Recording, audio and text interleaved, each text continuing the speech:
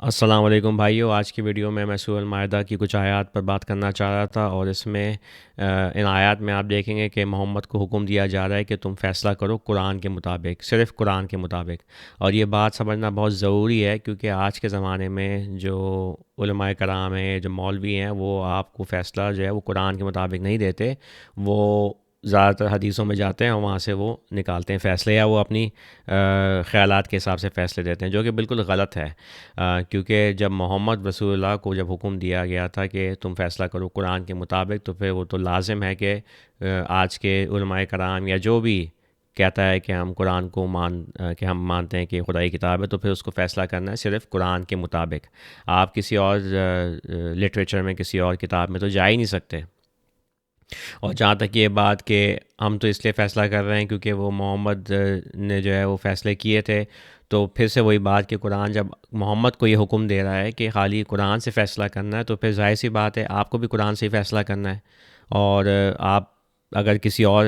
کتاب میں جاتے ہیں، یہ جو حدیثوں کی جو بات کرتے ہیں اکثر، تو وہ حدیثیں جو ہیں وہ تو کسی آدمی نے جو فارسی تھا، بخاری کے نام سے، اس نے لکھی ہیں، اور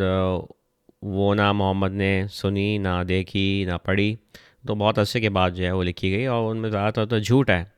اور بہت سی ان میں باتیں ایسی ہیں، فیصلے ایسے ہیں جو کہ قرآن کے خلاف جاتے ہیں۔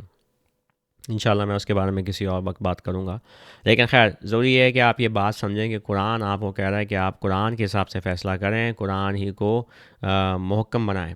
اور یہ کہ محمد کو بھی یہ حکم دیا گیا تھا۔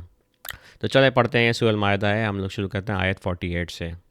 اور ہم نے اتاری تم پر کتاب سچ کے ساتھ، تصدیق کرتی ہوئی جو اس کے سامنے ہے کتاب میں سے، اور نگبان اس پر، تو فیصلہ کرو ان کے بیچ میں اس سے جو خدا نے اتارا، اور ان کی خواہشات کے پیچھے نہ چلو، اس سچ کے بعد جو تمہارے پاس آ چکا ہے۔ تو ہم یہ دیکھتے ہیں، دیکھیں یہ لکھا ہوا ہے، اور ہم نے اتاری تم پر کتاب سچ کے ساتھ، یعنی قرآن میں سچ موجود ہے، ٹھیک ہے، قرآن میں کوئی باطل چیز نہیں ہے، کچھ جھوٹ نہیں ہے، قرآن جو ہے وہ کمپلیٹ ایک کتاب ہے، اس میں سچ موجود ہے، اور وہ تصدیق کرتی ہے کس چیز کی؟ جو اس کے سامنے ہے کتاب میں سے۔ اب یہ لفظ کتاب جو قرآن میں جس طرح استعمال ہوتا ہے، اس کا مطلب یہ ہوتا ہے قانون، ٹھیک ہے، جس کو انگلش میں بولتا ہے لا۔ تو یہ قانون جو ہے یہ اتارا گیا نبیوں کے ساتھ ہمیشہ، موسیٰ کے پاس بھی یہ قانون آیا جو تورات میں محفوظ ہے، ویسے ہی انجیل میں بھی ایک قانون آیا جو محفوظ ہے، جو عیسیٰ لے کے آئے۔ اسی طرح اب یہ قانون قرآن میں بھی ہے، ٹھیک ہے، بات یہ ہو رہی ہے۔ یہ لفظ الکتاب جو ہے نا، اس کا مطلب ہوتا ہے قانون۔ ظاہری بات ہے قرآن میں جو ہے وہ قانون محفوظ ہے، بات یہ ہو رہی ہے۔ اور نگہبان اس پر، یعنی کہ قرآن جو ہے وہ ساری پرانی جو اسکرپچرز ہیں، پرانی جو کتابیں ہیں، ان کے اوپر نگہبان ہے، محافظ ہے، یہ اس کا رتبہ ہے۔ تو فیصلہ کرو ان کے بیچ میں اس سے جو خدا نے اتارا۔ دیکھیں یہ محمد کو کہا جا رہا ہے کہ تم فیصلہ کرو اس سے، کس سے؟ جو ہم نے اتاری تم پر کتاب، یعنی قانون، اور ان کی خواہشات کے پیچھے نہ چلو، اس سچ کے بعد جو تمہارے پاس آ چکا ہے۔ ہم نے تم میں سے ہر ایک کے لیے راستہ اور طریقہ کار بنایا ہے، یعنی کہ جو تورات کے لوگ ہیں ان کو تورات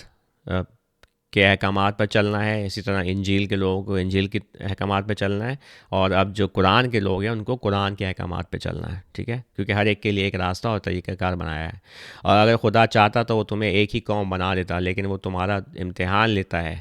اس لیے اس سے جو اس نے تمہیں دیا ہے، تو جلدی کرو اچھائی میں، خدا کی طرف تم سب کی واپسی ہے، پھر وہ تمہیں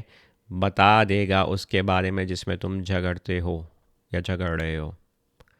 یا خدا کی طرف سب کی واپسی ہے، اچھے کام کرو۔ بات کیونکہ قرآن کا سینٹرل پوائنٹ جو ہے نا، جو بات سمجھنے کی ضروری ہے، وہ یہ نہیں ہے کہ آپ جو ہے وہ رسموں میں لگ جائیں، ریچولز میں لگ جائیں، عبادتوں میں لگ جائیں۔ بات یہ ہے کہ آپ اچھے کام کریں، یہ سینٹرل پوائنٹ ہے۔ خدا سے ڈریں، اچھے کام کریں۔ آگے پڑھتے ہیں، اور تم فیصلہ کرو ان کے بیچ میں اس سے جو خدا نے اتارا۔ یہ دیکھیں پھر سے ریپیٹ ہو رہی ہے وہی بات، ابھی یہ پہلے ہوئی تھی، یہ خدا نے حکم دیا محمد کو تو فیصلہ کرو ان کے بیچ میں اس سے جو خدا نے اتارا، پھر سے وہی بات۔ اس سے آپ سمجھ رہے ہیں کہ اس کی کتنی اہمیت ہے، کہ یہ ریپیٹ ہو رہی ہے بات پھر سے۔ اور تم فیصلہ کرو ان کے بیچ میں اس سے جو خدا نے اتارا۔ دیکھا محمد اپنی طرف سے کوئی فیصلے نہیں کر سکتے تھے، وہ ان کو فیصلہ کرنا تھا خالی قرآن سے، کیونکہ وہ جو ہے نبی جو ہوتا ہے نا، نبی کا کام یہی ہوتا ہے کہ وہ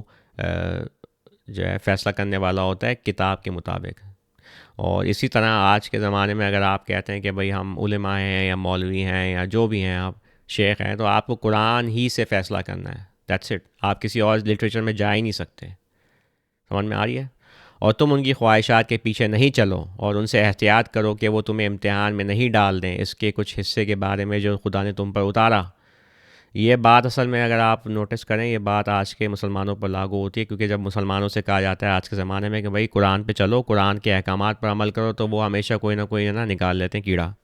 وہ کہتے ہیں یہ تو اس کا کیا حل ہے اور یہ کیسے ہوگا ویسے کیسے ہوگا۔ تو وہ یہ بات ہو رہی ہے کہ ان سے احتیاط برتو کہ یہ تمہیں اپنی جو ہے کتابوں میں لے کے نہ چلی جائیں جو نئے گاڑی میں ہے، یہ تمہیں جو ہے بھٹکا نہیں دیں قرآن کے احکامات سے، کیونکہ قرآن میں جو باتیں لکھی ہوئی ہیں جو احکامات ہیں ان کو بس فالو کرنا ہے، دیٹس اٹ۔ باقی آپ اگر اپنا اگر آپ کو جو چیز نہیں مل رہی قرآن میں تو پھر آپ اپنا شعور استعمال کریں، اپنا دماغ استعمال کریں، لیکن قرآن کے جو پرنسپلز ہیں، جو کتاب کے جو احکامات ہیں ان کی روشنی میں، سمجھ میں آ رہی ہے؟ حدیث کو اگر آپ لیتے ہیں تو پھر آپ جو ہے وہ یہ کام نہیں کر رہے، آپ بھٹک گئے ہیں۔ تو اگر وہ مڑ جائیں تو جان لو کہ خدا صرف یہ چاہتا ہے کہ وہ آگ گرائے ان پر ان کے کچھ گناہوں کے سبب، اور آدمیوں میں سے زیادہ تر نافرمان ہیں۔ یعنی جو لوگ جو ہیں وہ مڑ جائیں قرآن سے، جو نہ مانیں، جو دوسری چیزوں میں جائیں، دوسری کتابوں میں جائیں یا اپنے شیخوں کی طرف جائیں، تو پھر جان لو کہ خدا جو ہے وہ چاہتا ہے کہ وہ آگ گرائے ان پر، یعنی ان پر کسی ان کے گناہوں کی وجہ سے خدا ان کو سزا دے رہے ہیں، اس لیے ان کو بھٹکا دیا ہے، ٹھیک ہے؟ تو تم جو ہے فکر نہ کرو، وہ غمگین نہ ہو، کیونکہ یہ انہوں نے جو ہے ان کا کیس کلوزڈ ہے، ان پر عذاب آ چکا ہے خدا کا، بات ہی ہو رہی ہے، کیونکہ آدمیوں میں زیادہ تر نافرمان ہیں، وہ نہیں خدا کے احکامات پہ چلنے کے لیے تیار، وہ اپنے ابا و اجداد کے نقش و قدم پر چلنے کے لیے تیار ہیں، وہ اپنے اسکالرس کے نقش و قدم پر چلنے کے تیار ہیں، وہ اپنی خواہشات پر چلنے کے لیے تیار ہیں، لیکن خدا کے احکامات جو موجود ہیں قرآن میں کھلے، وہ ان پہ چلنے کو تیار نہیں، وہ نہیں ماننے کو تیار کہ یہ کافی ہیں یا کہ ہمیں اس پہ چلنا ہے۔ تھوڑا اور آگے پڑھ لیتے ہیں، یہ آیت 50 ہے۔ کیا وہ تلاش کرتے ہیں فیصلہ لا علمی کا، اور کون ہے بہتر فیصلہ کرنے میں خدا سے یقین رکھنے والے لوگوں کے لیے؟ دیکھا، یہی تو چاہتے ہیں، یہ تلاش کر رہے ہیں فیصلہ لا علمی کا، جس کو جہالیت کہا جاتا ہے، لیکن جاہلیت مطلب ہوتا ہے کہ آپ کو علم نہیں، کیونکہ قرآن میں علم آ چکا ہے، تو یہ جو ہے نہیں تیار، یہ تلاش کر رہے ہیں کوئی اور فیصلہ لا علمی کا، کیونکہ یہ بھٹکے ہوئے ہیں۔ تو آج کی ویڈیو میں یہیں تک بات روکتے ہیں۔ جیسے میں نے آپ سے بہت دفعہ کہہ چکا ہوں میں کہ آپ قرآن کو اپروچ کریں، اس کو پڑھنے کی کوشش کریں، قرآن ہی ہدایت کا ذریعہ ہے، قرآن ہی میں خدا کے احکامات اور فیصلے موجود ہیں سارے کے سارے، ضروری ہے کہ ان کو امپلیمنٹ کیا جائے، اور جب تک آپ یہ نہیں کریں گے تو پھر جو ہے آپ کسی چیز پہ نہیں کھڑے ہوئے، اور انشاءاللہ میں اس کے بارے میں نیکسٹ ویڈیو میں بات کروں گا۔ آج کے اتنا ہی کافی ہے۔ السلام علیکم۔